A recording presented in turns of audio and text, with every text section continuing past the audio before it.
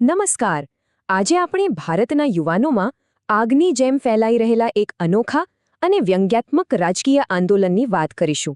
સવાલ એ છે કે લાખો શિક્ષિત પણ બેરોજગાર યુવાનો અચાનક ગર્વથી પોતાને વંદા કે કોકરોચ શા માટે કહી રહ્યા છે? ખરેખર 15 મે 2026ના રોજ સુપ્રીમ કોર્ટની એક ટિપ્પણી આવી હતી જેણે આખા દેશમાં આ અદ્ભુત આંદોલનની ચિંગારી ચાપી દીધી.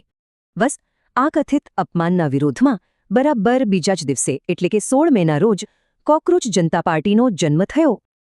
આ આંદોલનના મુખ્ય આગેવાન છે અભિજીત ડીપકે, જેમણે કથિત આળસુ અને બેરોજગાર યુવાનોનો અવાજ બનીને આ પ્લેટફોર્મ લોન્ચ કર્યું.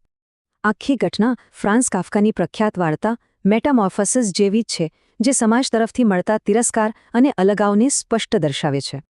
આશ્ચર્યની વાતો એ છે કે માત્ર 5 દિવસમાં ઇન્સ્ટાગ્રામ પર 2 કરોડ ફોલોવર્સ મેળવીને આ આંદોલને ઇન્ટરનેટ ગજવી નાખ્યું.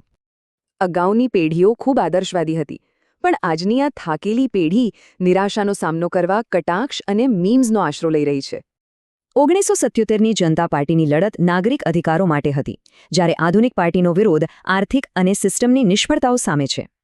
જો કે આ મજાક પાછળ નીટ પેપર લીક અને બેરોજગારી જેવી ગંભીર સમસ્યાઓનો આક્રોશ એક જ્વાળામુખી બનીને છુપાયેલો છે. તેમનો આ નવો AI જનરેટેડ મેનિફેસ્ટો જુઓ. તે વાસ્તવિક ગંભીર રાજકીય માંગણીઓ અને અદ્ભુત રમૂજનું એકદમ સચોટ મિશ્રણ છે. અને જોતજોતામાં તો આ ચળવળ ઓફલાઈન પણ શરૂ થઈ ગઈ. દેશભરમાં યુવાનોએ કોકરોચના વેશમાં સફાઈ અભિયાનો યોજ્યા. નવાઈની વાત એ છે કે શશી થરૂર અને અખિલેશ યાદવ જેવા દિગ્ગજ નેતાઓએ પણ આ યુવા આક્રોશને જાહેરમાં સમર્થન આપ્યું. સામે પક્ષે કેટલાક ટીકાકારોનું સ્પષ્ટ માનવું છે કે આ કોઈ સ્વયંભૂ બળવો નથી, પણ માત્ર એક આયોજિત ડિજિટલ સ્ટન્ટ છે. પરિણામે સરકારે રાષ્ટ્રીય સુરક્ષાનું કારણ આગળ ધરીને ખૂબ જ ઝડપથી આ પક્ષના તમામ ઓનલાઈન પ્લેટફોર્મ્સ અને એકાઉન્ટ્સ બંધ કરી દીધા.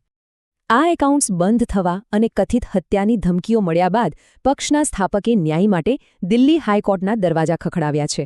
તો છેલ્લો પ્રશ્ન એ છે, શું આ આંદોલન ગાયબ થઈ જશે કે પછી ભારતના રાજકીય ઇતિહાસને કાયમ માટે બદલી નાખશે?